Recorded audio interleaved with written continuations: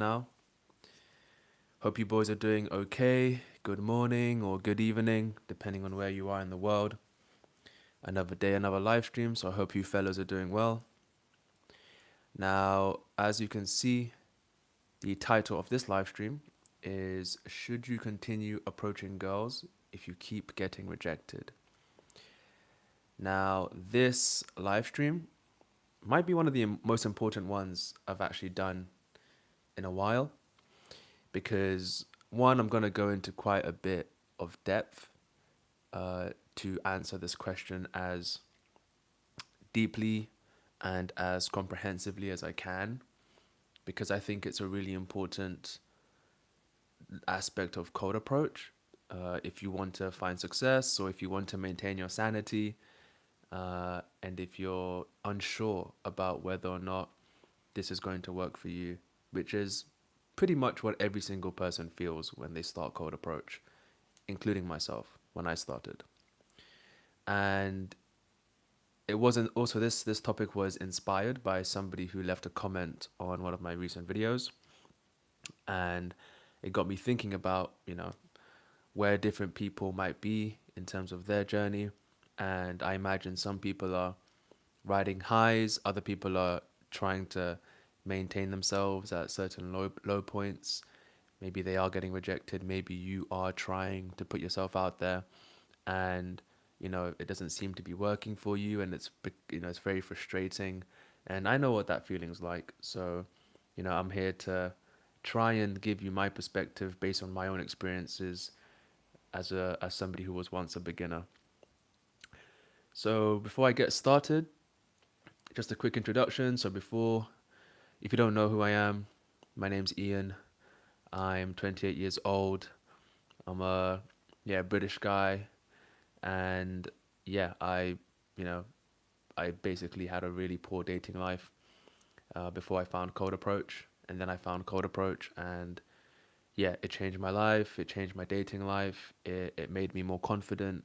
It allowed me to express my desires unashamedly, and eventually I was able to get dates, have romantic experiences, and basically unlock the dating life that I never thought was possible for someone like me who was dealing with a lot of self-doubt and a lot of insecurities. But yeah, I made it out alive despite the difficulties that I faced during Cold Approach, during my journey. And so that's why I made a channel to discuss, you know, basically to break down my experiences as clearly as possible so that guys watching can relate. So yeah, that's a bit about me. I'll talk a bit more about my own, let's say achievements, experiences, my background, when it comes to career and other things I've done in my life, because that will be very pivotal and related to this topic. So, yeah, I won't talk about too much about that right now, but I'll litter it in. I'll, drop it in here and there. But yeah, so let's just get right into it. So, like I said before, this topic was inspired by somebody who commented on my videos, right? And so I made a video recently about attraction and the state of the internet, and how certain creators who are in the red pill looks maxing space will make it seem as if we aren't good looking enough as guys in order to get women, and so we feel less than, we feel insecure, we feel ugly, we feel unattractive, and that can stop us from going after what we want. And so yeah, somebody left a comment, and I'll talk a bit more about that comment as I keep going down the live stream. But ultimately, the comment was basically, someone who's been putting themselves out there, putting the reps, which is respectable. I respect anybody who's put reps in. But he was, facing a lot of difficulties, rejections, bad reactions, unpleasant reactions, and I could just tell that this person was probably, you know, in a shaky place and wasn't quite sure if this would work for him. So I wanted to, yeah, just break this down. So I think, before I get into the, let's say, the main factors that I think guys should consider if they're trying to decide whether or not they should keep on approaching, despite getting rejected, is, I think a really important thing to consider before making that decision is this one non-negotiable truth, right? There's one non-negotiable truth that guys need to understand before we get into any of this, and it's a character trait. And this character trait is self-awareness. Now, self-awareness is so critical in something like cold approach, right? And regardless of wherever you think you are in terms of attraction and, let's say, like let's say your ability to attract women based on many factors, regardless of where you think you are, a big part of this is whether or not you're self-aware enough to actually make an honest judgment on where you stand on that scale. And especially for guys who are solo approaching, which I imagine is most people watching this content, then if you don't have anybody else next to you who can give you good feedback, then you're really going to have to rely on self-awareness. And so it is critical that as I go through these different factors in terms of deciding whether or not whether or not you should be continuing to approach despite the rejections, regardless of what those factors are, you have to be self-aware. Like, this is a non-negotiable. If you're not self-aware enough, then you might as well click off the stream, right? Because you need to have this self-awareness. Otherwise, you're just going to be aimless. Otherwise, you're going to be too delusional to make changes or to spot weaknesses. And so this is really, really important, guys. Okay, you need to be self-aware. So, assuming that you're self-aware, I think that, before we even consider people who are already approaching, I think there are prerequisites, right, to cold approach. Meaning, I think before you even step outside of your house, there are certain traits and certain, let's say, qualities that guys need in order to find some success in cold approach, right? Because look, cold approach is not easy. It's not for the faint of heart. It's a very, difficult skill set to build because barely anybody does it. Most of us live chronically online, and the idea of putting yourself out there in public around other people is very, very difficult, right? It's a daunting prospect. So, you know, I don't think it's just for anybody to try, right? There needs to be guys, like, you need to be somebody who's got their wits about them, somebody who's able to handle adversity, somebody who's able to, push through a lot of difficult moments, especially at the start. And so, you know, I think that the best way to look at these prerequisites, which I'll break down, line by line or factor by factor, is to look at it from a sort of higher hierarchy, right? So, the analogy I want to use for this is a concept called Maslow's hierarchy of needs. So I'm sure most of you watching, you've probably heard of this concept. It's by I think he was a psychologist called Maslow. I'm not quite sure where he was from. But he developed this concept called his hierarchy of needs, right? And it's basically a pyramid of different needs that have to be met as human beings in order to be, let's say, happy, or in order to be um, just satisfied with life. And he sort of breaks it down into different categories. And the reason it's a hierarchy is because there are certain factors that are more important than others. And at the top of the hierarchy is what you would call self-actualization or enlightenment. So that might just be, in plain terms, that would be like, basically finding your purpose, having meaning in your life, etc., etc. but that's at the top of the hierarchy, right? But that's not necessarily even though that's at the top, it's not necessarily, let's say, the foundation or the most important, right? So at the bottom of the hierarchy is what he would call physiological needs, right? So you can imagine, before you even think about trying to be enlightened, you have to at first meet your foundational physiological needs. So what does that mean? You need food, right? You need safety, you need shelter, because at the end of the day, you can't be enlightened if there's a hurricane, you know, close to your doorstep, and all of a sudden you're blown into smithereens, right? Like you're cooked. There's no time to be sitting in yoga position, cross-legged, trying to find your meaning if you can't even, withstand natural disasters or elements, right? So that's just, I mean, I wanted to make that point because similarly in cold approach, there are certain needs that are, let's say, fundamental to finding success. And if you don't meet those needs, then I don't see the point in you even bothering trying to go outside and approach, right? And so, even though I encourage guys to approach either way, I think in one of my latest videos I said, I challenge people to approach, right? I challenge you to just go out there and shoot your shot. Um, and I still stand by that because, as I'll talk about a little bit later in the stream, feedback is valuable, right? Feedback is super valuable, um, and it's it's a really it's a really great way to know where you are on the scale, or well, where you are in your journey or developmental process.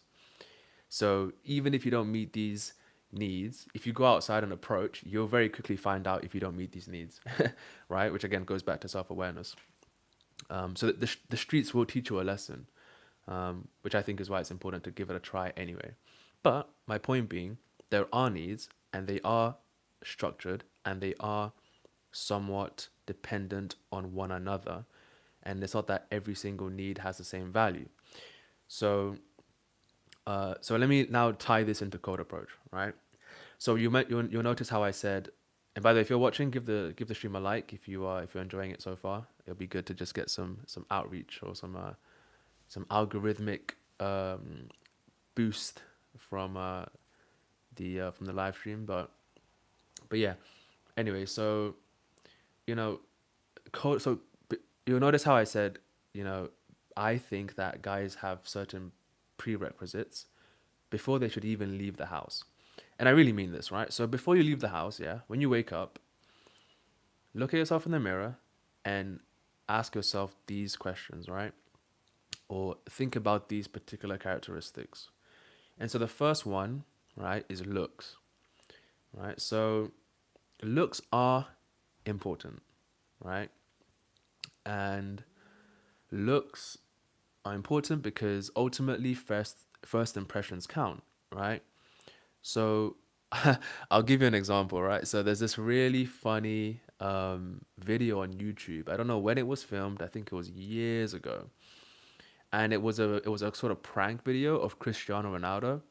And I think Ronaldo was in the streets of Spain, maybe Madrid, when he was playing in Real Madrid. And they basically dressed him up as a homeless guy, right? So this is Cristiano Ronaldo, Ballon d'Or winner, one of the greatest footballers of all time, has won all sorts of accolades, yada, yada, yada. We know who he is. Cristiano Ronaldo they put him in this cosmetic makeup, right? And he was doing these skills and he was doing stuff. But at first, obviously, people were walking around him, right? In a busy part of, maybe, I think it was Madrid. And nobody had any idea that it was Cristiano Ronaldo, right? And he looked homeless. I think he looked a bit rugged. Maybe he had this like really outgrown beard. His clothes were looking bummy, and you can imagine that people didn't even look twice at him, right? If he tried to like get someone's attention, I imagine that people would have just walked right past him, right? And so the reality is that looks matter, first impressions matter, and people will initially judge you based on how you appear.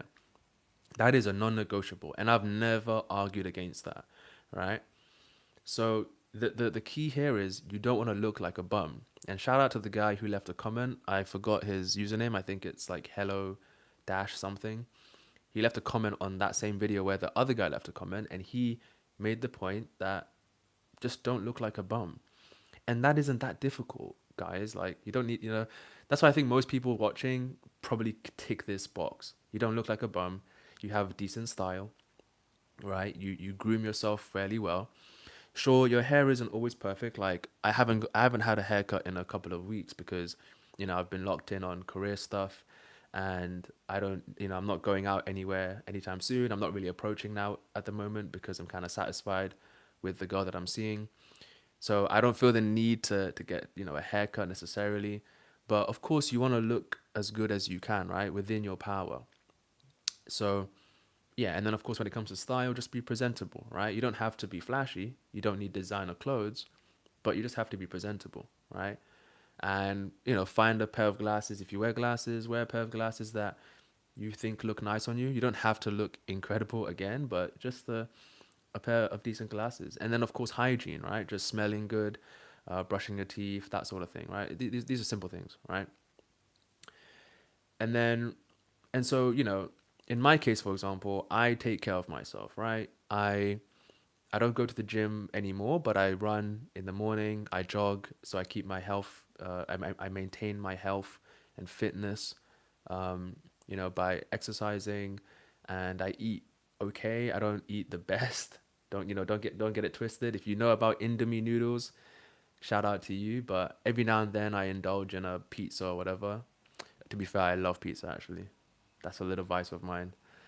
I'm sorry for all the health conscious people out there. But yeah, like, I mean, ultimately I'm not overweight, right? So if you're overweight, if you're and not, I don't mean like slightly overweight. I mean, if you're significantly unhealthily overweight, then of course that's a problem, right? And people will judge you. I mean, I wish that wasn't the way the world was, but people will judge you based on that. And so if you think that it's a problem, then yeah, that's something to consider, right? So I would say that if you feel like you're leaving the house and you don't feel as if you look good, then I would question whether or not you should keep on going outside. I would question if you should even be approaching in the first place, right? Because this will seep into how you feel about yourself when you're doing the approaches, right? Now, with looks, the last thing I'll say is this, right? Because I'm not saying that you have to look perfect. This is why I always rally against the looks maxing side of the internet, because I don't think like that's the extreme end. This, you don't need to be a male model. You don't need to look like you're on the cover of Calvin Klein. You don't need to have a super great physique. You don't have to have a great Hollywood smile. You don't have to have an amazing hairline. You really don't need these things, right? Again, like I said, just don't look like a bum, right? And it's within every man's power to not look like a bum. Um, and so I think the looks one is an interesting one because looks matter, but they don't matter as much as we think they do. But of course, in this modern society, it's very hard to know exactly whether or not you're doing, let's say, great on the look side or really bad on the look side, and how to improve, etc., etc. So I think this just requires experimentation, um, and just maybe some honest feedback from somebody else. But I think most guys can kind of get what I'm saying, and I hope you get what I'm saying essentially. So yeah, so looks are important, right? So that's the first, let's say, factor. Then there's achievements. So the next factor is personal achievement. Now, again, outside of dating, right, are you proud of your achievements? So in my case, right, even though I was low confidence with regard to my dating life and my, let's say, ability to attract the girls I wanted to attract, even though I was low confidence in that sense, I at the very least had confidence in other areas of my life that were non-dating related, which is very important, right? Because if you think about your self-worth, and I'll talk about self-worth later on, but if you think about your own sort of self-worth and perception, it's based on a number of different things, especially as a man, right? And a big part of that is just, what have you contributed to the world? Like, what have you achieved? So in my case, I've been to school. I've graduated high school. I went to university. I got a good degree. I graduated at the top of my class. I went and did a master's degree in London at a really good university. Right. I used to play the drums in high school, and I used to perform in front of audiences. Even at talent shows, I used to compete against other schools. I played a bit of sports, right? So I had some accolades, right? I was used to working hard towards a goal and achieving something and having that attached to my name, right? And I'd gone through the trials and tribulations of learning a skill like the drums, for example, and then getting over the social pressure of performing in front of, a group of people, like, an entire school, basically hundreds of people. And so that's an achievement, right? That's a personal achievement that I can look back at and be proud of, and that stays with me to a degree, right? Same goes for work, right? And like with work, it's like you don't have to work this, really high paying, high flying job that pays you six figures a month, right? Or six figures a year. But, have you worked before? If you're like in your mid 20s, like I'm 28, for example. So, if you're a 28-year-old, I would expect you to have had some sort of a career doing something, right? Um, and contributing to the world at some level, right? And so that's again, that's going to give you confidence in yourself because you've actually done something and made something of your life, right? Because like, even though dating and relationships are a pivotal part of our lives, and these and therefore that's why it's important to have it sorted out, it's not the only part of life, right? There's other areas of life where you can, build your own confidence. So, if you have those things, which I had, right? I had those things, I had those achievements. It makes you feel better about yourself, right? And again, this all comes under your value as a guy, right? So yeah, I had those achievements, right? And I sort of used it to my advantage, right? Because again, if you think about code approach is essentially just amplifying who you are, right? It's communicating your value to the girl, and wherever that value is important. So that's achievements, right? And then there's reputation, right? So reputation is just basically, how do other people treat you, right? How do other people communicate with you? And when I say other people, I mean your peers, your colleagues, your friends, or your family. How do these people communicate with you? How do they treat you? Do you get respect, right? So in my case, you know, in the places I've worked, people listen to what I have to say. If it's in a business meeting, I used to be a data analyst. I used to be a economic consultant, and we used to, have meetings and brainstorm ideas for clients. And, I would give my 2 cents. I would apply my expertise, and people would listen. People would appreciate my work. People would thank me, and I had a good reputation for what I did, right, based on my skill set at work. Same goes with friends. Do your friends, like, do they respect you? Do they invite you out to certain events or gatherings? Or when you're talking to your friends, do they put you down or do they big you up? Um, and do you contribute to conversations? And of course, I'm like getting a bit too deep for this one because you might be an introvert and you might not be the biggest talker, but like at a general level, are you respected by your peers, right? And do they talk to you in a respectful way? Same goes for family, right? um like, do your family respect you? Are they proud of you at some level? Now this one's a touchy one because sometimes we come from families that are kind of actually, they don't actually support us, and not because there's anything wrong with us. It might be because they're not thinking in the same uh mindset as us. So you might have certain goals, certain ambitions, and you've sort of outgrown that crabs in the bucket mentality, which your family might still be rooted in, right? And so, you might feel as if your family don't really have, well, basically, like, getting respect from your family. in certain areas of your life doesn't really apply because you want more for yourself than they want for you, essentially. So I know there's guys out there who might be in that sort of predicament. Um, but in general, like, do your family respect you, and are you somebody that they can look at and go, he's not like a complete and utter failure or a complete and utter loser who just sits on the couch at my mom's basement and eats Cheetos and plays Minecraft. So that's a really important um, quality, right? A very important aspect of who you are, right? Your reputation. And so if you don't have a great reputation amongst people then going out to cold approach, I would again question whether or not you should be doing this, because your reputation precedes you, and that's something that again you carry with yourself, right?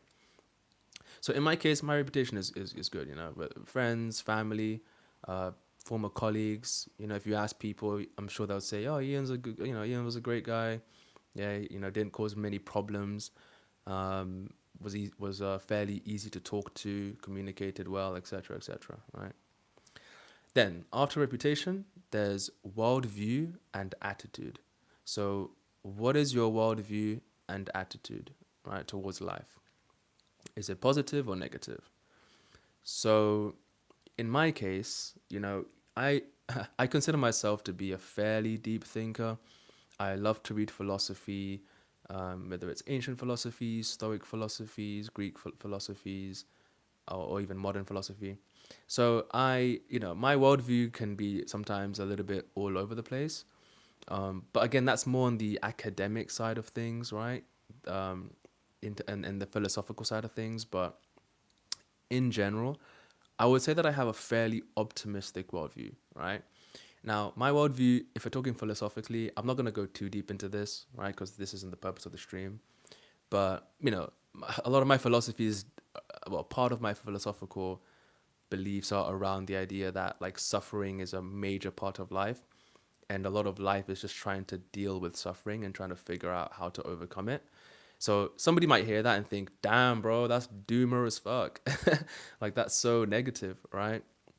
Um, and people, by the way, what's up to everyone in the chat? You guys are, I can see you guys are active. Shout out to everyone. I can't go through all the names right now, but I will answer your questions at the end. So what's up, everyone? um, and yeah, drop a like if you can, yeah.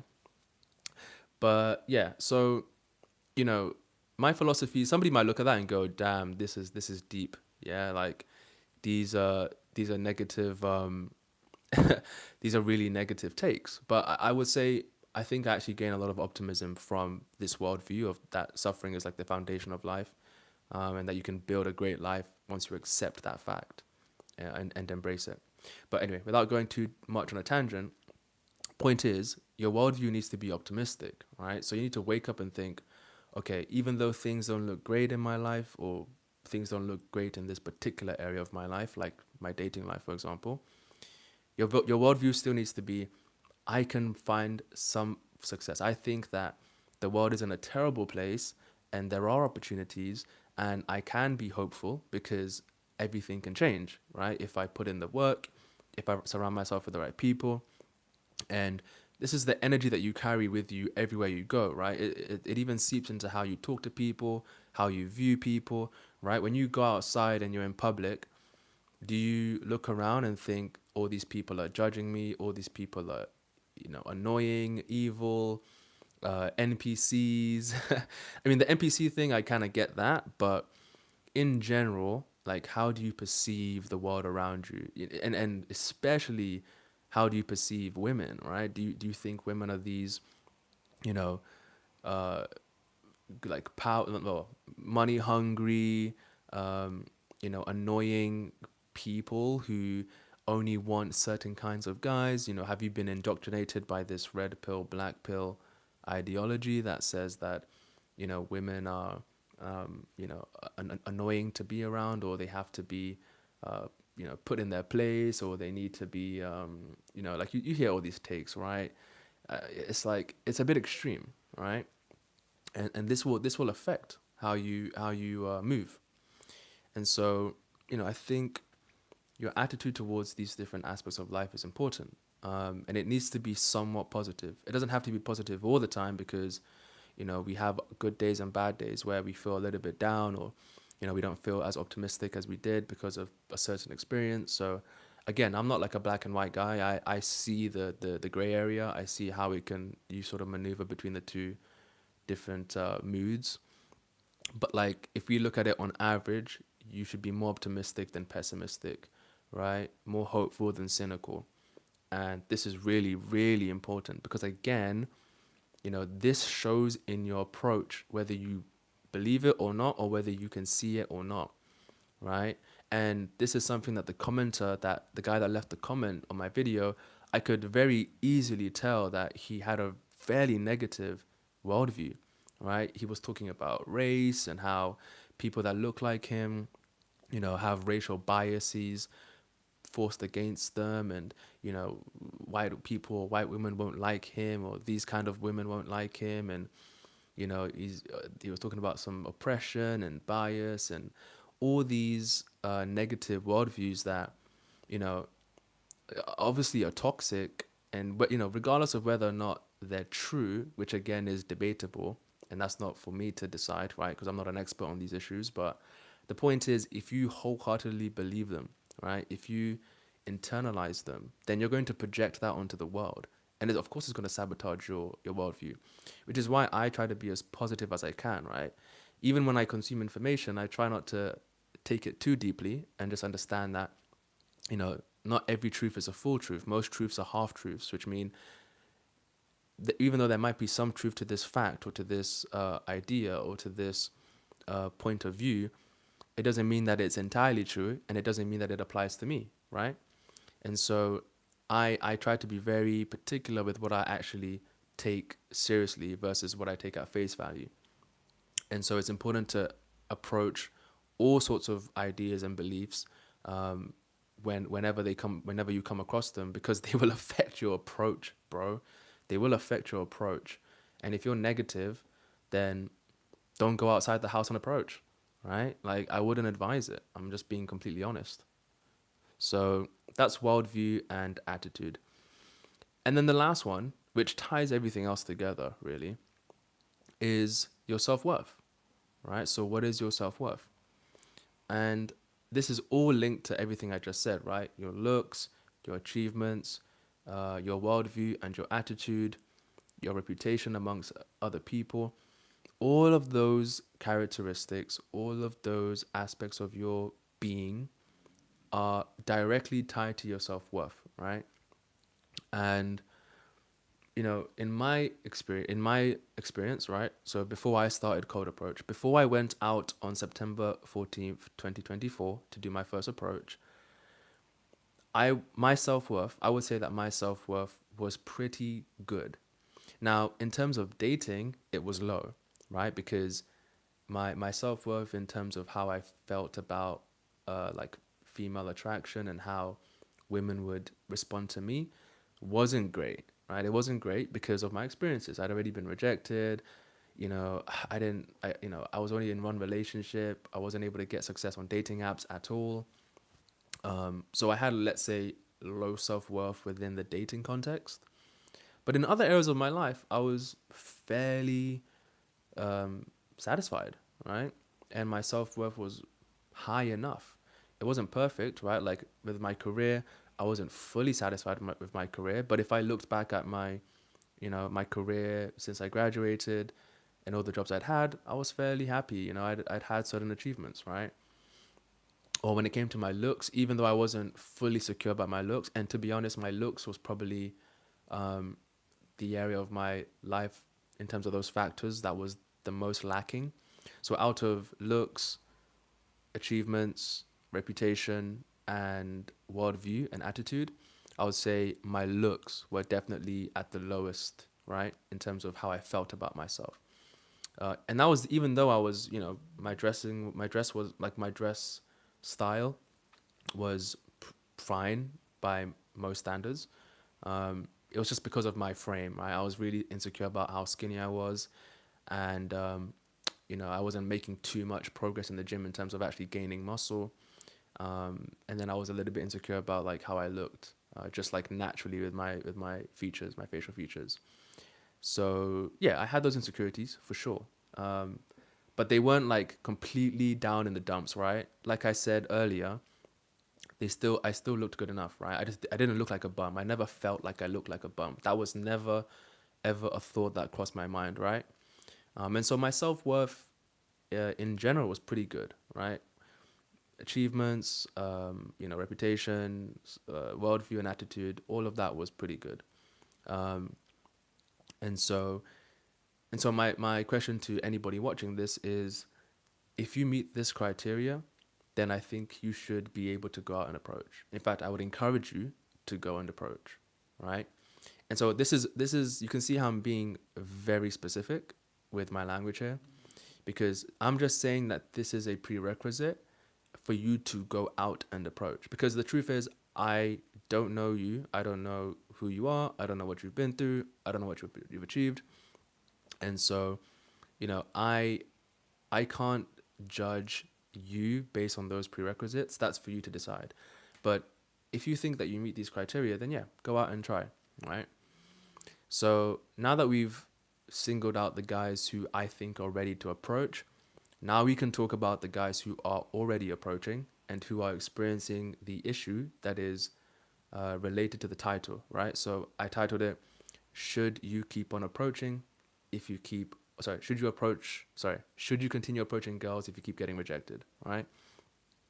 So now we're talking about the guys who've already put themselves out there, which is what the commenter was, right? So he's in this camp, right? He's somebody who has been approaching, who has put himself out there, and even though I would say that he doesn't meet this criteria based on what he listed in his very long comment, I would say, look, let's actually look at the approaching side of things, right? And so I'm only actually gonna make one key point when it comes to deciding if you should continue to approach, right?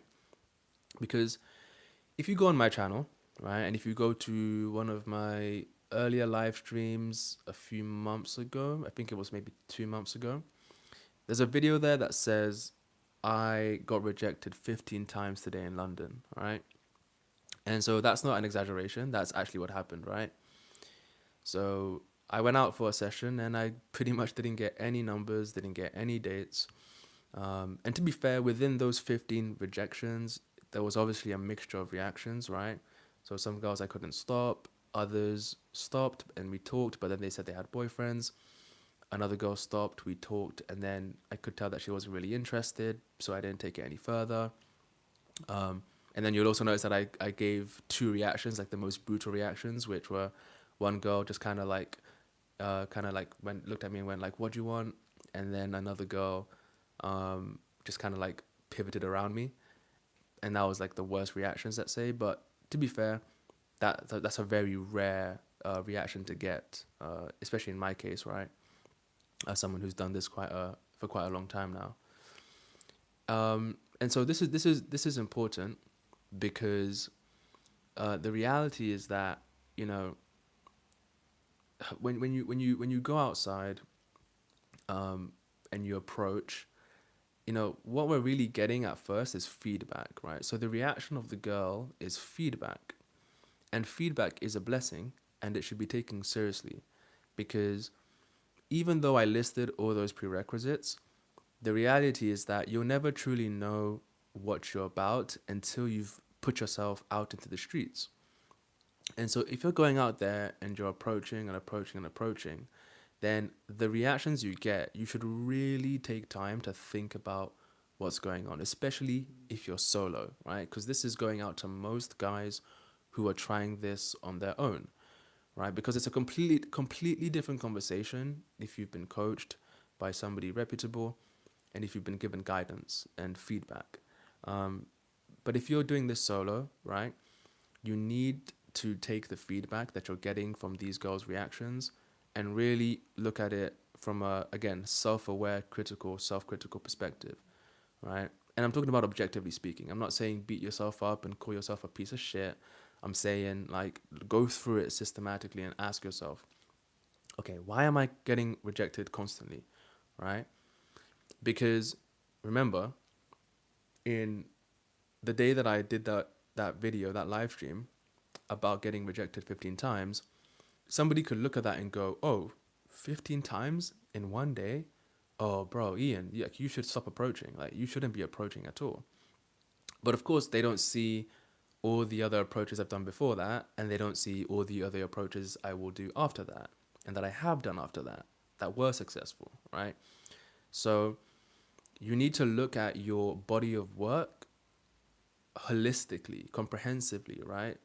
We're not isolating on one particular day, but let's say over the course of a month, every single weekend you've gone outside, you've got unpleasant reactions, right? And of course, it can be hard because sometimes you will get unpleasant reactions. Like that can happen, especially at the beginning when you're in the suck phase where you're trying to get better and more comfortable with the skill. Because again, it's a difficult skill set. So I wouldn't expect anybody to be really, really good at this. But if we're looking at the guy who left the comment, right, that example, he didn't specifically say how many approaches he'd done, but I get the sense that he'd put in a lot of reps, right? But in his comment, he said that, you know, there were instances where, women uh, told him that they were traumatized, or, he got really unpleasant reactions and a string of those reactions. And like when I read that, I thought, well, I don't know how many reps this guy's put in, but I've put in more than 900 approaches since I started a year and a half ago. And I've never ever felt as if a woman was left traumatized. Nobody's ever intervened and told me that the woman was uncomfortable or traumatized. That's never ever happened. Never happened, right? And so that's a red flag, right? And again, if you're self-aware enough, you'll think, okay, I'm going in with good intentions, right? Yet this woman is left traumatized, or she's visibly shaken, or strangers have to intervene. I mean, come on, guys. Like, obviously, if that's happening, then you need to stop, remove yourself from the situation, go back home, and really ask yourself these questions of, like, what did I do? Like, how did I approach her? Like, did I startle her? Like, was I too aggressive? And also like audit yourself. How did I look? Did I look presentable? You know? And of course, again, a layer beneath the looks is ask yourself about your self-worth. Ask yourself about your, your level of your worldview, right? Your achievements, your reputation. Ask yourself all these deep questions about your let's say inner state, right? Because these are all factors that could be contributing to getting those kind of unfavorable reactions, right? And so I'll talk about my experiences, right? Because when I started Cold Approach, and I started solo, by the way, like I can relate to the guys who, had the courage to do this on their, like, had the courage to try it on their own, and I've put in a decent amount of reps, right? I did solo approach for how long was it? So from September all the way to pretty much July. So that's like 9 months. So I was learning it for about 8 to 9 months on my own, just consuming content like you guys are consuming content, right? And the most important reaction that I got from women early on was them telling me to keep on doing this. That was huge. Yeah. That positive reference experience and getting that validation from the women I was approaching, even if they were taken, even if they weren't interested, was pivotal. And this is what I mean about feedback. The women will give you feedback, but either good, neutral, or bad, right? Some women just won't, they won't stop, or they'll just say, I'm not interested.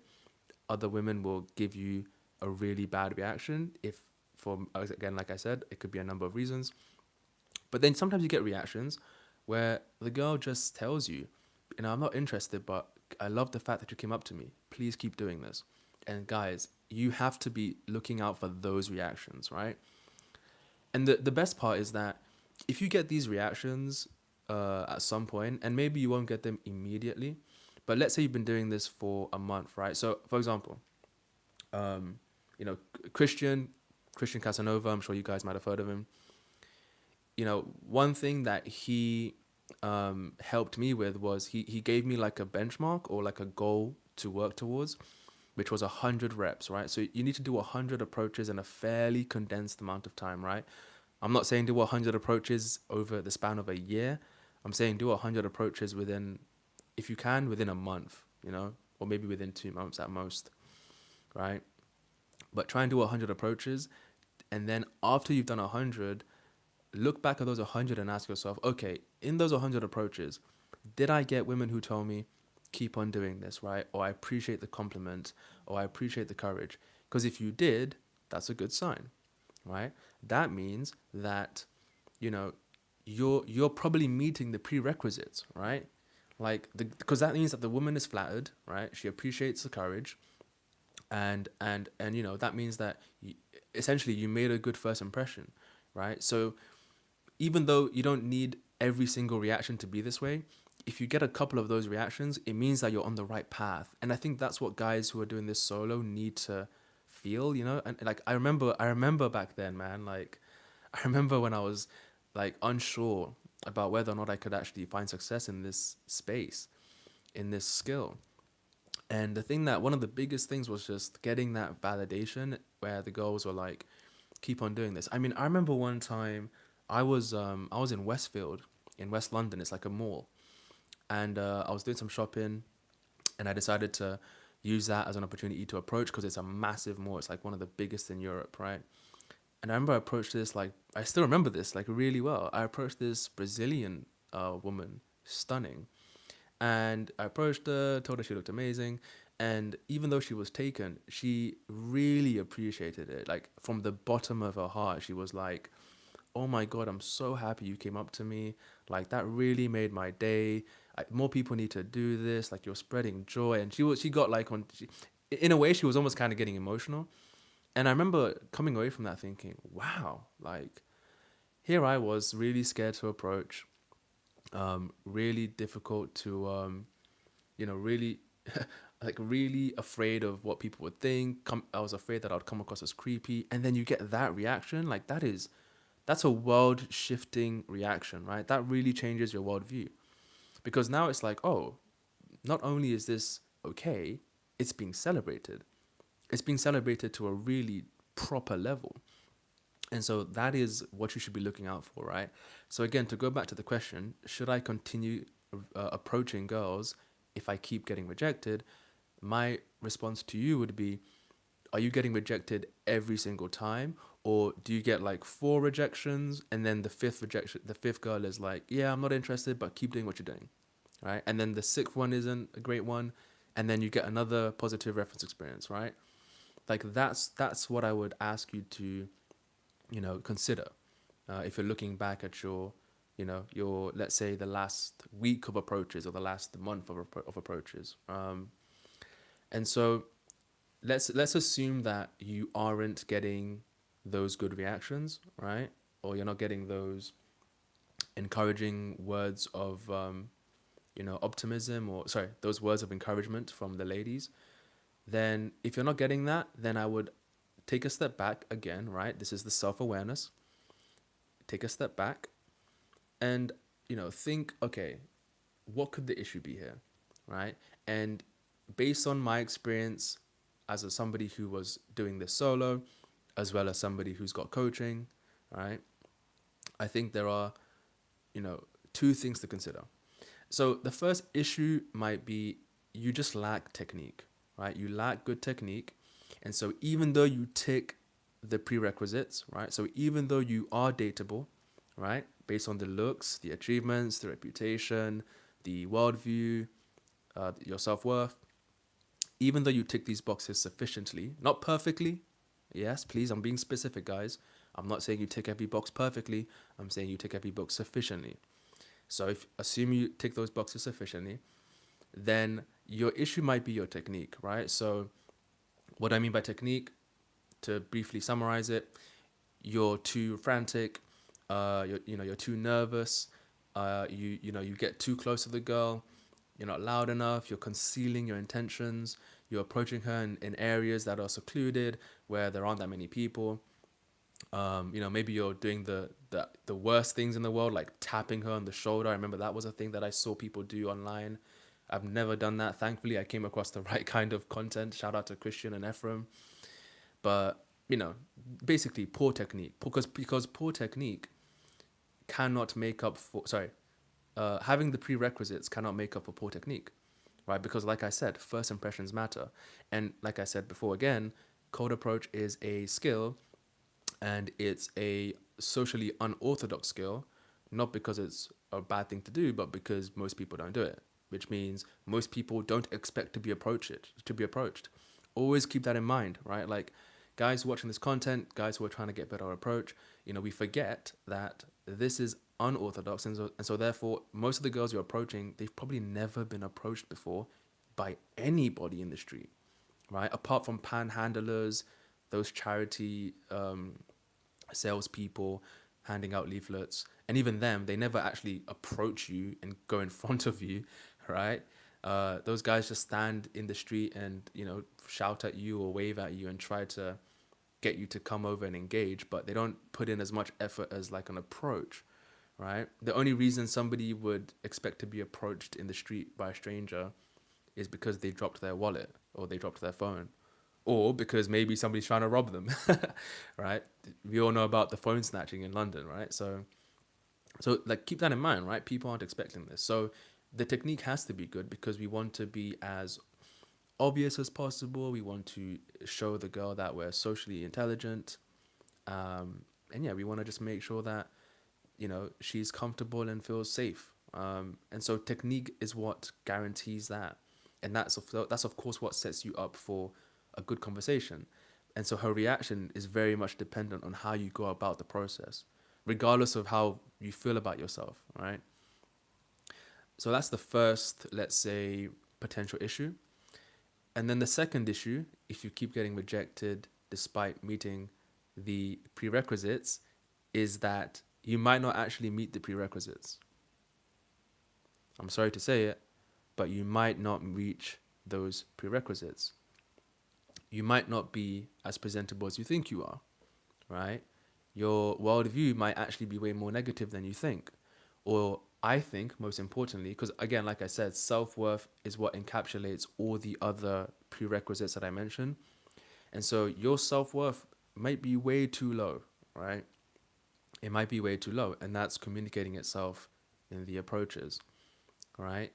And again, that now this second issue is tough one. It's a tough one to, let's say, it's a tough one to audit because, like I said, it requires self-awareness, and all of us can say that we're self-aware, but at the same time, sometimes there are things that we struggle to see in ourselves that we need other people to help us with, which is why I think if you're unsure as to whether or not you meet the prerequisites, then getting a third party perspective, getting a third person perspective is really helpful here, right? It could be really important because now you have somebody who isn't yourself, let's say objectively giving you constructive feedback, constructive criticism, whether that's a friend or I think, more effectively as a coach, right? Somebody you trust, somebody who you can, reach out to and get their opinion, especially if they've already found success in the space, like someone like Ephraim or Christian or even like myself, right? And so like having like that set of another pair of eyes to look at you holistically before we even get into technique, like just to look at you and to talk to you and to ask you, okay, how do you feel about yourself? Like, what do you think about the world? What are your achievements? Like, do you feel like you offer something to society? Do you feel like you've done things that people are proud of? Are you proud of yourself? Right? Do you present yourself well when you go outside? All these questions are really important questions to ask. And like I said, if you're self-aware enough, you'll ask them to yourself and you'll fix them if there's an issue there or if there's a glaring issue, because like I said, you don't have to be perfect. But if you want to go a step beyond that, just to be sure, ask somebody else. Ask somebody else who you respect. And that can go a long way, guys, okay? Drop your fucking ego. Yeah, I did it. I dropped my ego and I was like, look, I found some success doing it solo. I was able to go on dates, and even though the dates didn't go the full length that I wanted them to, I was still able to get the dates, and that's the point of cold approach, right? This is supposed to be a date generating skill set, so I was able to get that. Um, but but yeah, it's you know, those are like having somebody else to help you in that regard is very very valuable. And so yeah, that's so yeah, that would be my answer to the question of whether or not you should keep approaching. Right. In summary, I'm saying ask yourself all these questions about those prerequisites, and when you're out there approaching in the real world, look for those reactions. Try and see if the girls are responding to you well. Are you getting that positive encouragement? And if you are, then you're on the right path, right? If you're getting those reactions, the positive ones where they tell you keep on doing what you're doing, then you're on the right path. You might not be getting the results you want, but you are on the right path. And I think the next step for you to unlock what you want, or to unlock the next phase of progress, might just be reaching out to somebody else, or just keep on putting reps and just continue to iterate the process, right? Try and record yourself more often, right? And listen to your recordings, or if you can get a friend to just watch you approach, and maybe they can tell you. Although a friend is tough, because if it's a friend who has no idea what they're talking about, then is there really any value there, right? You want somebody who's been there, done that, found success, like myself, right? Or anybody else like Ephraim, or Christian, or Joseph, or Baltus, whoever. Um, but yeah, that would be my word of advice to anybody who's struggling. And I get it, man. Like, guys, I get it. Before I answer the questions, I'm gonna go through the comments in a second. Um, but I've been there. I remember the days when I used to get rejected all the time, right? Like every single approach, and this was happening at the beginning. Yeah, but I relied on those positive reference experiences, and I had the humility to understand that I'm not perfect, and this is a skill set like anything else, which means it will take time to build and to get better. And so I just had to be patient and trust in the process. And if I could just stay on that path for long enough, then eventually I'd find a way, right? So I don't advocate for just blind reps and just, shooting a shot all the time, hitting yourself in the face, banging your head against the wall, rep after rep, month after month. If you've done 800 approaches and you've never gotten a date, then brother, obviously something is going wrong. And to be fair, the guy that left the comment, he said that he'd never been on one date, all right? And I don't know how long he's been approaching for, but let's assume that he's been approaching for a year. If you've been approaching for a year and you haven't gotten any dates, come on, like obviously something's up, right? That's common sense. I got my first date after after 4 months. Yeah, 4 months after I started. But remember, like, I could look at myself and go, 4 months is a long time, right? And I guess to some degree it is, but bearing in mind, if I look back and ask myself, was I putting in as much reps as I could have? I don't think I was, or I probably could have put in way more reps, and I had limitations. So, for example, I live in a small town, and there isn't much opportunities to approach here, especially because it's small, less, smaller population, and not that much footfall in the town center. So I can't do these big mass approaching sessions to build the skill like I could in London. And so I used to, I had to go to London, which isn't that far away from me. It's like an hour train, but still, like, that limited me, right? Compared to somebody who might live in a city.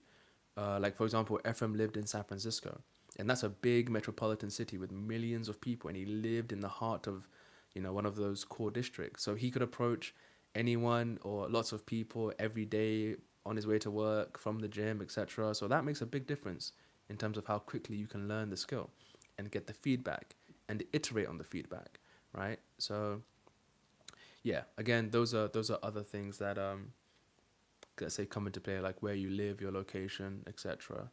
But yeah, I can relate to it, guys. Like, if you're struggling, I get it. But yeah, just try and listen to everything I said on the live stream, and yeah, ask yourself those questions, right? Be self-aware, and yeah, try and find those areas where you might be lacking. Right, so let's go through the comments. So Jake Stefaniak says hi. What's up, Jake? King Vortex says Maslow's hierarchy of needs. Does this dude study business studies? LOL. I mean, yeah. I mean, I used to study economics, so maybe that's where I got it from. Raj Deep Gill. I know that comment, bro. I think I've seen you in the videos before. So what's up, bro? Money, confidence, car, etc. Um, he says, yeah, he is. Yeah, so yeah. Raj left a comment about the Ronaldo example. He was doing kick ups. Yeah, he was doing like kick ups and like some freestyling video, I think. Mo's in the chat. What's up, Mo? So Mo says, yes, you should continue approaching girls, but you should join a free community.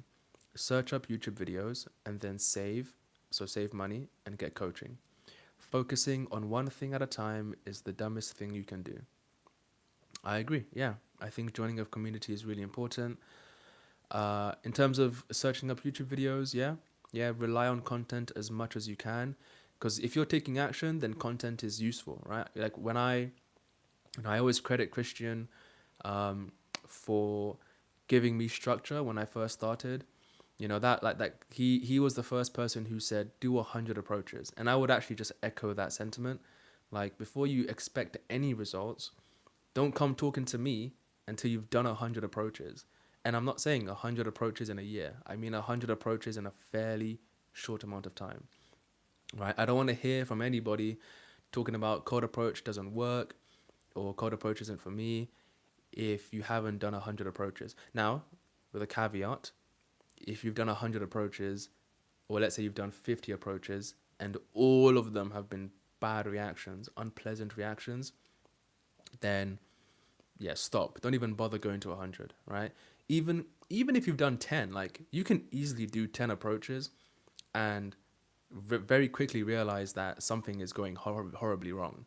Like you don't need to do that many approaches to realize that you're creeping out the girls or they're running away or strangers are intervening or you're being, you know, labeled bad labels or, you know, girls are traumatized, right? I mean, guys, like that if that's gonna happen, because if you're the kind of guy who's getting that reaction, that reaction is gonna happen immediately.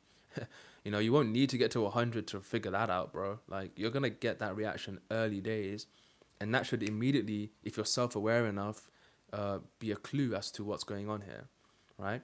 But for the most guys who I think are trying this out, right, I think if you can get to 100 without getting those super unpleasant reactions, then now we can start talking about, you know, um, trying to tweak certain aspects of your approach. But yeah, I think relying on content is very helpful in that regard, right? So yeah, try and leverage the free content as much as you can before you can afford coaching. Which other comments are there? Oh, okay. So Mo said, so this is funny. So Mo said you should stop at 100 approaches though, unless you can get feedback.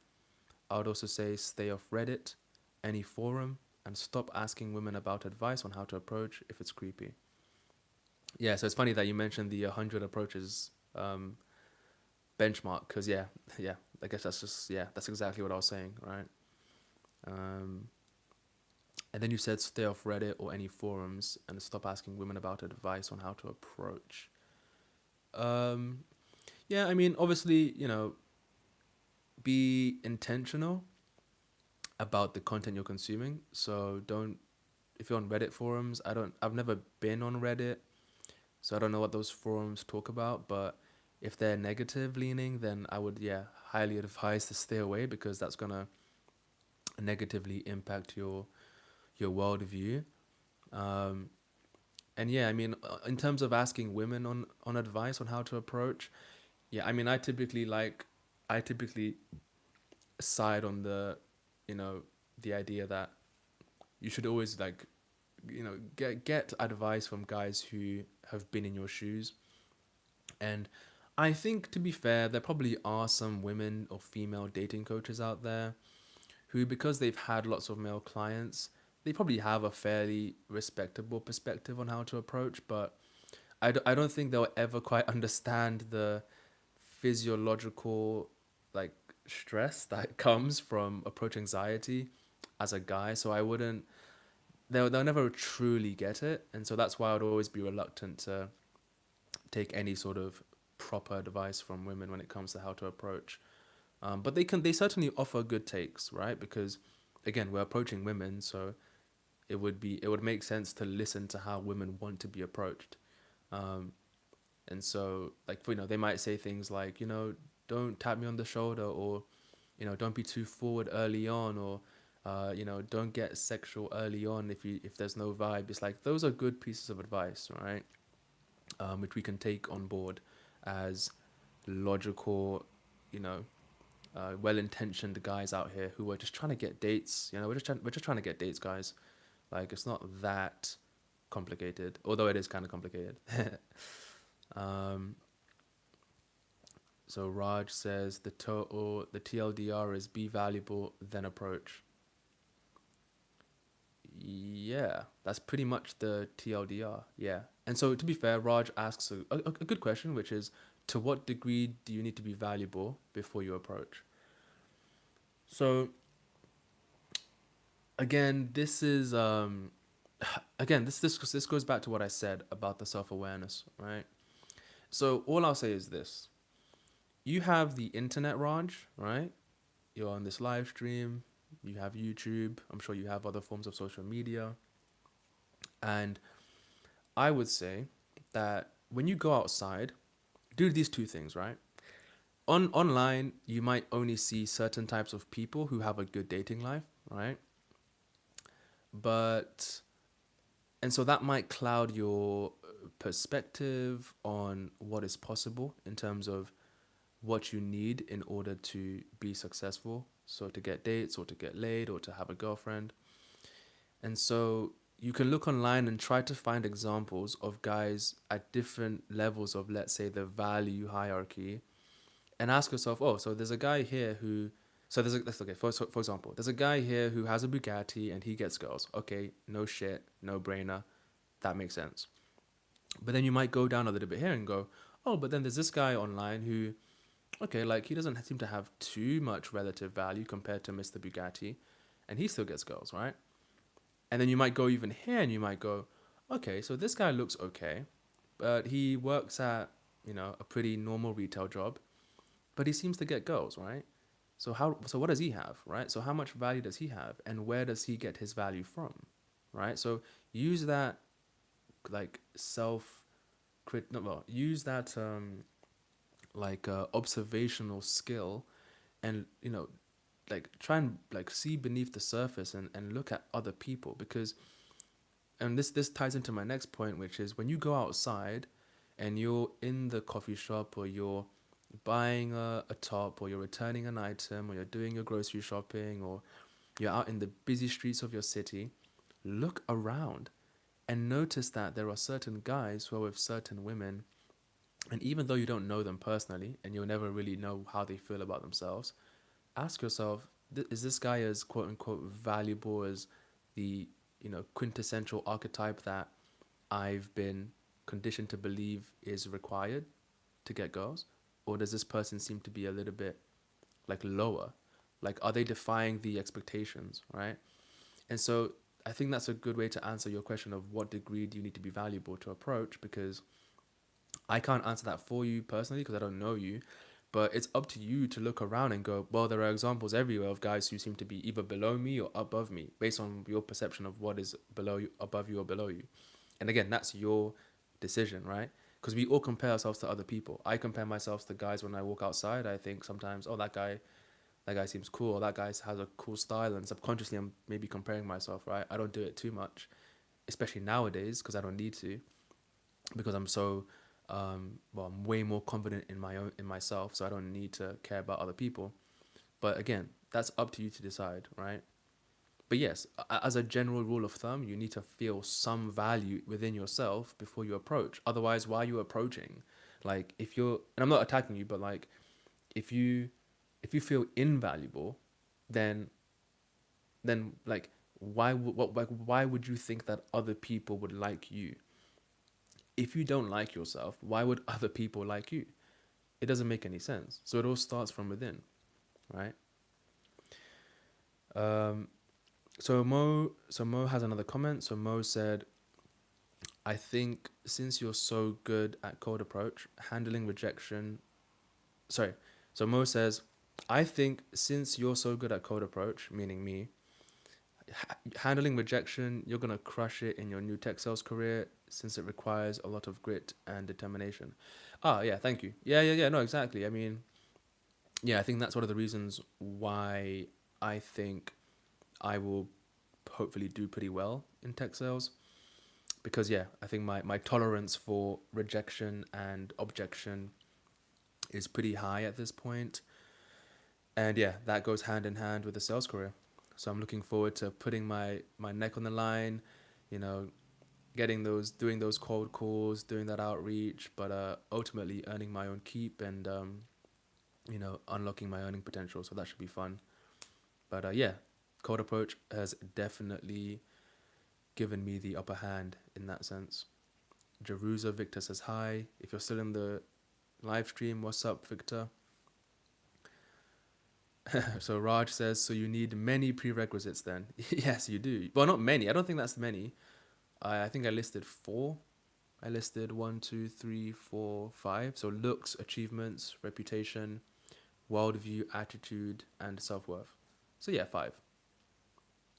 So hello EQ3FW. So that's the guy that left the good comment about, just making sure you don't look like a bum.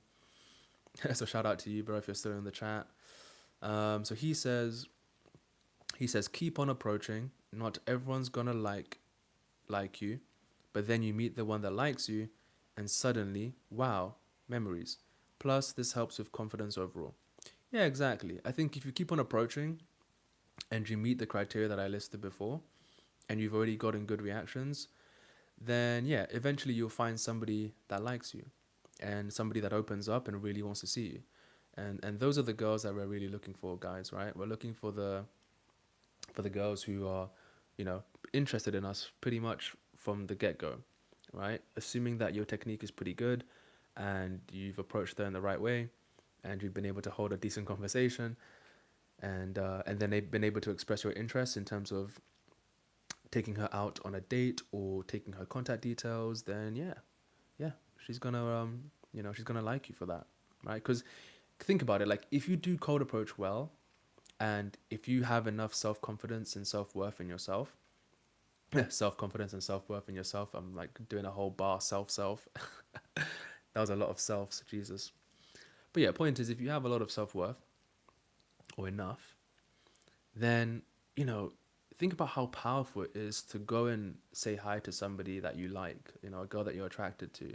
Like that's powerful. She's gonna open up completely, right? Because I've had so many of those reactions, especially the girls that I have taken out on dates. Like many of them were just like blown away, right? So this is a powerful skill set, and it will change your life, and it will drastically improve your dating options um, if you get it right, and if you're in the right place. Um, so Raj, okay, so actor man. Actor man says, "Tell me philosophers, give me five names. I bet you can't." Oh, he's put me on the spot. Tell you five philosophers. Five. Okay, let's do five. Let's do Socrates, Friedrich Nietzsche, Marcus Aurelius, Plato, Blaise Pascal. That's five. There you go. There's five philosophers. Seneca. That's a pretty nice one. Seneca. If you guys are into philosophy, I'd say the best philosophies that relate to code approach, I'll probably give you. I'll give you two. I'd say read Marcus Aurelius, read Seneca, and maybe read Sigmund Freud, and yeah, yeah. So read Freud because there's psychoanalysts as well. I guess you wouldn't really call Freud a philosopher. He's more like a psychoanalyst. But yeah, Freud is a psychoanalyst, but Seneca and Marcus Aurelius are good. I think those are really good perspectives that could help you with approach if you're into philosophy. Raj says philosophy gives you the essence of life. It does, exactly. So, hello EQ, my guy says just be positive, look presentable, and approach. Yes, it helps to have money, looks, etc., but better start now. You'd be surprised how many girls don't care about looks and money as much as you think. Yeah, so exactly, man. So, this is another thing, right? And I think people online have always used the example of the broke, struggling musician who's still able to get girls, right? That guy doesn't have any money. In fact, he might not even look great, right? But he has something about him, right? He has some sort of vibe going for him, right? And that allows him to get girls. And so you're right, a lot of girls don't care about looks or money. And this is the reason why, right? And think about this just from like an objective perspective. Like this idea that all women or like 80% of women only want 10% of the guys, that stat is only applicable to dating apps, right? Because they all they have is looks, all they have is your profile. They can't make a distinction. Sorry, they can't see who you are like as a fully embodied human being or as a fully embodied guy. And there's just so much more a value to be showcased aside from your looks, right? So again, to Hello EQ's point, I'm gonna call you Harry, mate, because I don't know your real name, but I don't want to keep on saying hello, EQ. So to Harry's point in the comments, Harry's saying, look, just be presentable, yeah. So that's why I was saying we're not talking about maxing your looks. I never even said that. I just said look presentable, don't look like a bum, right? But most girls don't. A lot of girls don't care about that, right? Some girls do. You could even say many girls do, but not all girls, right? Um, and so yeah, it's just so important to recognize that, and you'll only find out once you've gone outside and actually met these girls in person, because especially in my case, like I remember, one of the girls that I was with in Thailand, she was absolutely stunning, and I would have initially thought that, she would have never been with a guy like me, right? If I was to just purely base it on my looks, yeah. And the reality is that if she'd come across my profile on a dating app, I don't think she would have. I don't think she would have, you know, like swiped right on me. I think swiping right is accepting, right? So I don't think she would have swiped right. Right. I think she would have swiped left, right? Just based on my looks, right? Not necessarily because I look bad, but because of all the options that she has on a dating app, right? We know how women their experiences on dating apps, they're just flooded with all sorts of matches, right? So my chances of success on that dating app would have been really low, but because I approached her in person, she got to see a side of me that I wouldn't have been able to portray online. And so that goes to the whole like looks thing, right? And then the money one is interesting because we assume that every woman wants the guys who have money, but the reality is that most guys don't make that top 10% bracket in terms of income. Most guys don't make that 1% bracket.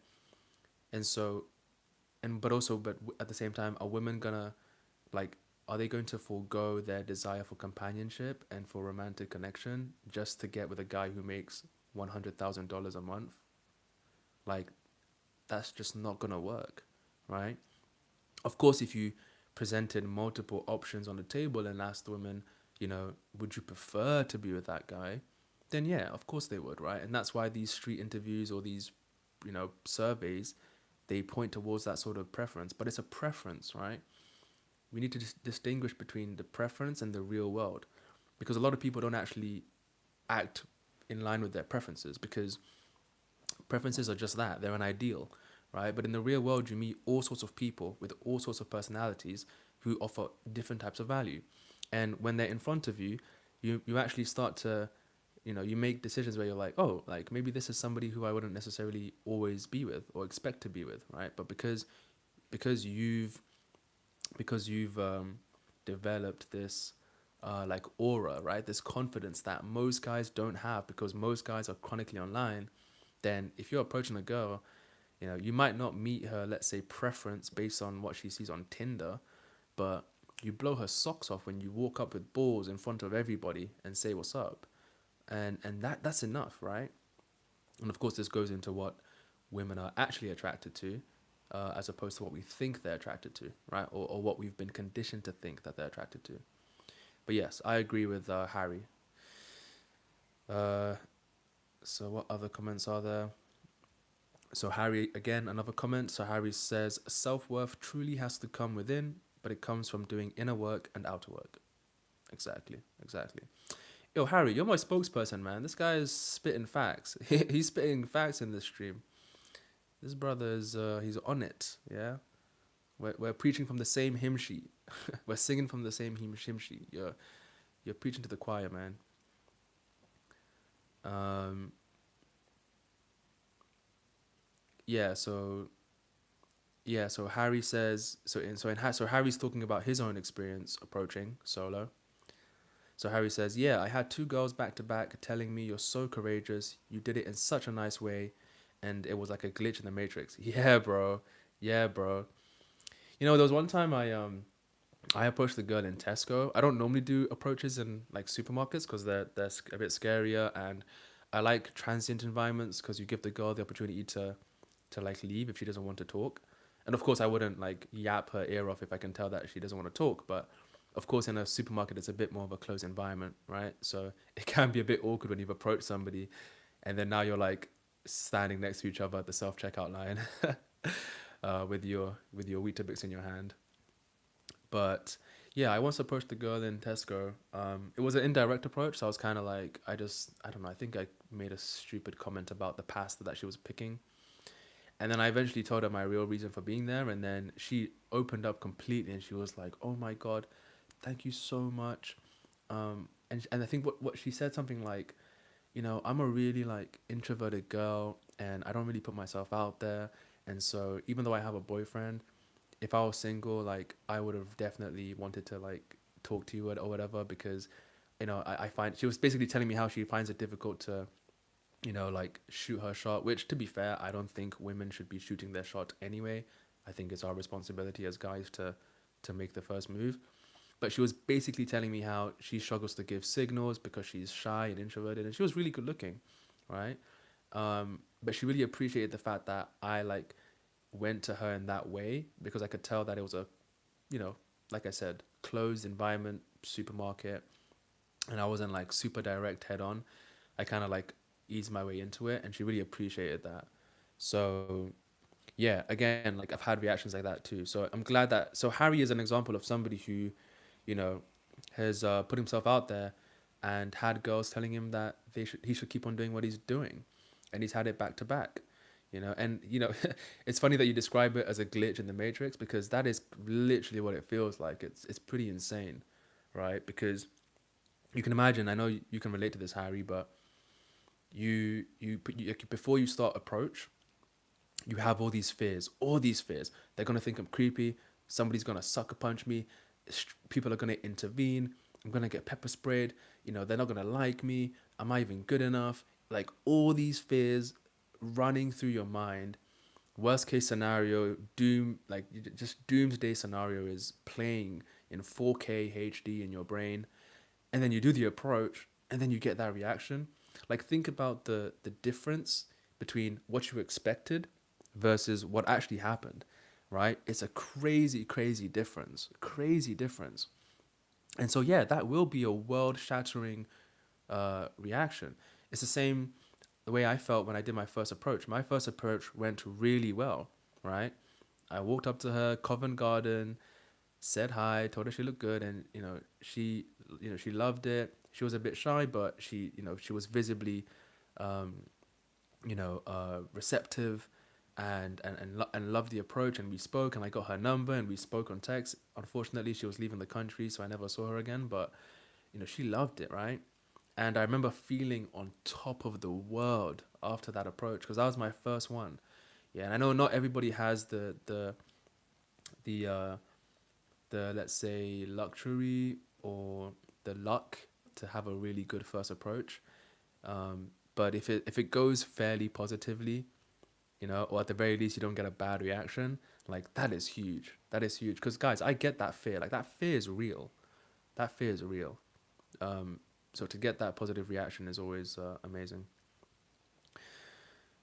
So Harry says that's the perks of making money online. Yeah, exactly. So making money online definitely helps with other stuff. Yeah, that certainly helps with your value for sure, and it also helps with your location, right? Harry also says, "Bro, what the f the the girl who said okay." So that's funny. So just to provide context, so I gave a story about a girl that I approached in West London and how she basically like endlessly thanked me for approaching her and giving her the compliment, and she got onto this really deeply emotional praise towards me because she really took it personally and really loved the fact that I sort of made her day in that way and brightened her up. And so Harry is saying that the girl who said the same thing to him was also Brazilian. Mate, maybe we should go to Brazil then, right? Maybe we need to go to Brazil since apparently South Americans and Brazilians are the most receptive to this stuff. Although to be fair, in Brazil, like approaching girls in public is a pretty normal thing from what I hear. Like that's a part of their culture. Like guys are way more courageous out there. It's not like taboo. If anything, it's a very normal thing to do. So yeah, I imagine that maybe she was she's Brazilian, but she lives in the UK, and she comes from a culture where it's that kind of social interaction is normal, and then she comes to the UK where everybody's on their phones, everybody looks miserable, nobody's interacting with anybody, and then all of a sudden this guy comes in, Harry, Mr. Hello, comes in, balls on the table, gives a compliment, like she's blown away, right? She's ready to, you know, I'm not gonna get explicit, but she's ready to risk it all for you. So I get it. Um, So another guy who commented said, "What do you think about the world? Are you proud of yourself? What changes have you recently implemented?" Yeah, exactly. Those are those are the kind of questions you want to ask yourself. So Adnan Second Life says, "Hello Ian, how are you?" Yeah, okay. So I think this is the guy that left the comment. Yeah, so Adnan, I basically a lot of this live stream was based on your comment about your experiences with Approach in London. And yeah, I just wanted to dive deeper into what I think could be the issue behind your, let's say, struggles. And that honestly, I've been very honest in this stream, so I don't know how you'll take it, but it is my honest feedback based on my own experiences. Um, and so hopefully you can sort of take the key points that I made and try to take some time to reflect. Yeah, because I respect the fact that you put yourself out there. Um, but code approach is a fairly delicate skill set, and if you're not doing it the right way, then it can actually really affect you mentally. And so I wouldn't encourage anybody to keep on banging their head against the wall if it's not going well. Um, and so yeah, hopefully you can. I don't know when you joined the live stream, but hopefully you can go back and see all the points I made. So Raj says, "Nah, by the way, I'm not attacking you, but you need lots of things going for you, which by definition locks out a lot of people." Oh, okay, that's interesting. I mean, I don't think it locks out a lot of people. And by the way, I don't think you're attacking me. And if I did, then yeah, I'm fine. Like now we're having a discussion. To be fair, this is one of the few times where the chat is actually full of people who are, not just trolling and are actually fairly, um, you know, open to discussion. So this is good. But yeah, yeah, yeah. I don't think those prerequisites. I don't think they lock out a lot of people. Um, I think I think it's fair to say that of all the guys, let's say all the guys within the age of 18 to 30, right?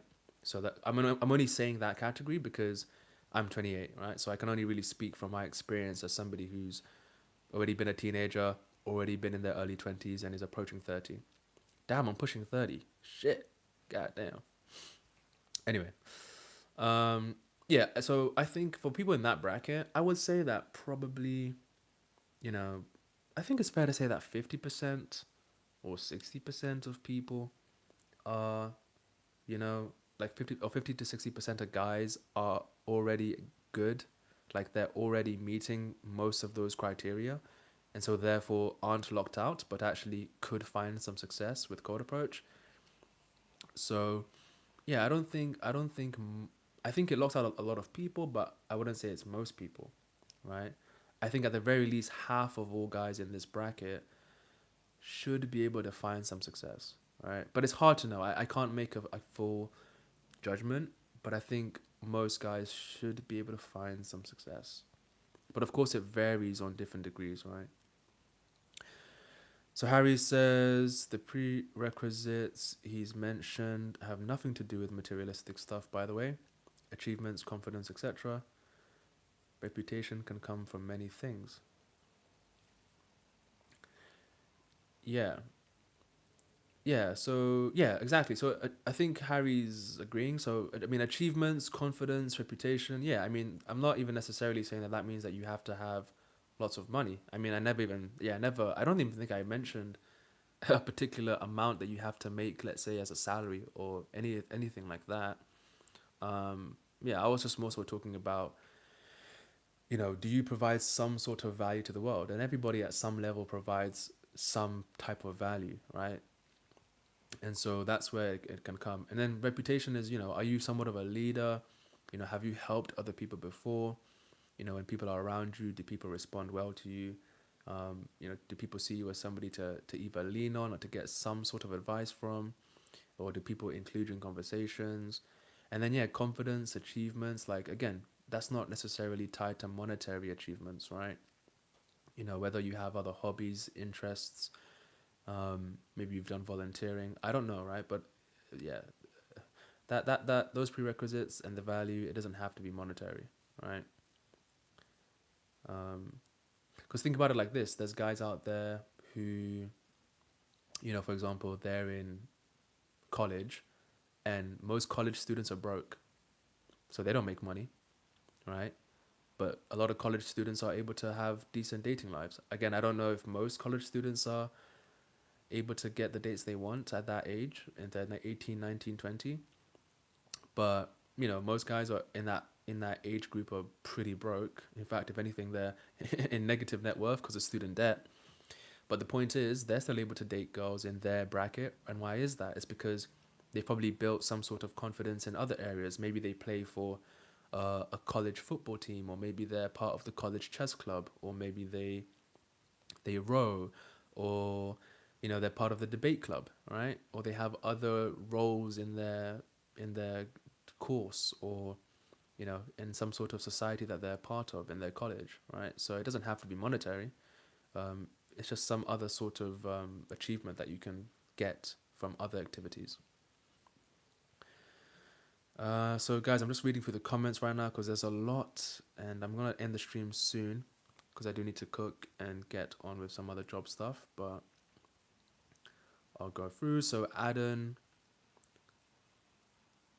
Okay, so Adan Second Life says, I'm the guy that commented on your video, and I don't come from insecure, but I'm coming from a realistic but also secure view about it. Okay. So Adan also says my point of, so also Adnan, I will say this, Adan, sometimes it's a little bit difficult to read your comments because they're not fully coherent. So the spelling is a bit difficult, and the way that you phrased everything seems a little bit jumbled up sometimes. So I am struggling to actually understand the point you're trying to get across. But yeah, I think on the race one, I think you're just saying that you want to try and date other races, which is okay. That's fine. You're well within your right to do that.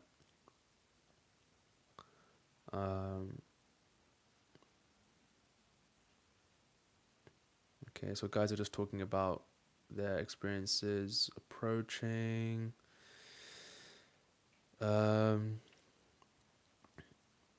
So I'm gonna look at Harry's comments. So Harry said, yeah, all I needed was one good girl in my life to know that there are girls like that in the world. Then since my worldview changed due to that ex, I kept on meeting similar girls. Don't lose hope, lad. Yeah, yeah, yeah. That's what Christian says. He says it only takes one approach. Yeah, you're one approach away from everything changing. Yeah. And guys, like, if that's as hopeful as a message it can get, then there it is, right? It only takes one. It only takes one. Yeah. It only takes one, because once you have one, then it's like, what's the chances that she's the only one? Of course, those are low, right? If one girl responds to me well, and there's hundreds of thousands of other girls around, then it's more than likely that others are going to like me. And it's just at that point, it's just a case of luck and basically your pick of the lottery, right? It's like a bit of a lottery ticket, because we don't know who's going to be out in the streets. You know, we don't know when we're going to meet the girls who like us, because they might not be out that day. They might not even be feeling well that day. They might be at home. So we don't know, right? There is a game of chance. This is a game of chance to a degree. So we shouldn't read too much into, one day's results, right? That's why I always say, look at things holistically. Look at your track record over the course of a month, right? Um, but yeah, it will. All you need is one good approach, and then that will give you enough hope to continue to put yourself out there. Uh, so guys are talking about paid coaching. So Adnan says, yeah, Raj. Okay, so Adnan is saying that he's done it without paid coaching. Um, and so Adnan says it shows that you don't really need paid coaching unless you really need it. And so you can just look at videos and do it yourself, like boots on the ground. So so basically, Adan is saying that paid coaching isn't necessary, and I'm gonna do a live stream about this at some point in terms of my experience doing solo approach versus being coached and being part of a community. But I would actually, so it's funny because obviously Adan, you haven't had any dates yet, right? And I'm not attacking you, but you said that you haven't had any dates, right? And so even though you're able to approach, I agree that anybody can basically put themselves out there and approach, but does that necessarily mean that you can approach well? Does that mean that you can approach and get results? Because I think, and as somebody who used to be like an ardent solo guy, you very quickly realize that you can find success, sure. Like it sounds like Harry's found success, right? But I still think coaching is valuable if you get it from the right person, right? And you're willing to implement feedback, then I think it can be really beneficial. And in your case, right, like, do you think, like, do you think you've gained a lot of value, or do you think you've been successful by just watching videos? Because it doesn't sound like you have, right? And so I would actually, for you specifically, I would challenge you to either reach out to somebody, um, or try and get somebody to give you like good feedback, right? Somebody you trust, um, because I wouldn't brag about doing approaches if they haven't gone where you want them to go, right? Because I don't want to be I wouldn't want you to be in a situation where you're doing all these approaches but they're not really going anywhere, right? Because then like you're just basically like shooting your self-worth. And I think you said that you haven't been on any dates, right? So kudos to you, by the way. Like I respect you a lot for actually putting yourself out there. Like that to me is, that gets my respect more than anything else, really. Um, but yeah, I think it's important to be self-aware enough, right? Okay, so yeah, lots of comments here. So let's see. Yeah, it's good to see the guys are interacting with each other. Um, yeah, and obviously, guys, if you can help each other, help each other. Um, but yeah, there's a lot of comments here. Um, so I'm only gonna talk about the comments that I think are really, well, relevant to the stream. So I'm gonna end this soon, guys. But so Harry says, personally, I think most guys, especially the average guy, will only have success with cold approach. To be honest, even if it takes longer, just do it. It's fun. Yeah. Okay. Yeah. Yeah. I agree. Yeah, I think most guys will have success. Yeah, exactly. It might just take longer. That's really a big point as well, right? I think one of the reasons why I got the coaching was because I just wanted to expedite the process, and I knew that there were things that would take too long for me to self correct. So I wanted to get a third party perspective because I could see the value in getting coached, right? I'm somebody who's been coached in other areas of life, right? Getting an expert or somebody who's further ahead than you to help you out is valuable. I mean, that's common sense, right? And so if you think it's enough value in that, then yeah, go for it. There's no shame in that. You know, we're not lone wolves. We don't need to be this Sigma grind set guy who's just, you know, doing everything by himself. There's no nobility in that. Like, cool, it's a cool story. Like, yeah, I did it by myself. Cool, yeah, nice one, bro. Um, but if you have people next to you, and if you have good people in your corner, then not only will your progress be expedited, but you'll just feel better overall, right? You'll be able to remove the shame aspect of cold approach, which I think a lot of guys deal with, right? They feel as if they shouldn't be doing this. And then you have somebody who can, you know, give you that positive encouragement, right? I think that can be it can be a really strong catalyst and really powerful fuel. Um, let's see. Let's see. Okay, cool. But yeah, thanks for all the comments. Thanks, Adan, for the comments. Appreciate it. Raj, Harry, Mr. Hello. Yeah, lots of good discussions here, man. But it's been a long stream. Jeez, it's been 101 minutes. So that's what, just under 2 hours. It's been a long stream. This is the longest stream I've ever done. So yeah, I think there was a lot of value in there, a lot of engagement, lots of interaction. Guys who are approaching, you know, everybody in this chat, like everybody who's approached, I respect you. You know, even if you're not getting the results you want, even if you feel like it's not going well, you know, I respect you for approaching. But I will leave on this note, you know, if you're not getting the results you want, and you're, more importantly, you're getting bad reactions, unpleasant reactions, you know, girls saying they're uncomfortable, then just stop, take a second, and audit yourself, right? Or ask yourself what could be going wrong, because you don't want to keep on digging a deeper grave. Yeah, we're here to learn, we're here to iterate, and we're here to grow, right? We're here to make progress. So good luck, boys. Enjoy the rest of your day, and yeah, till the next one, eh?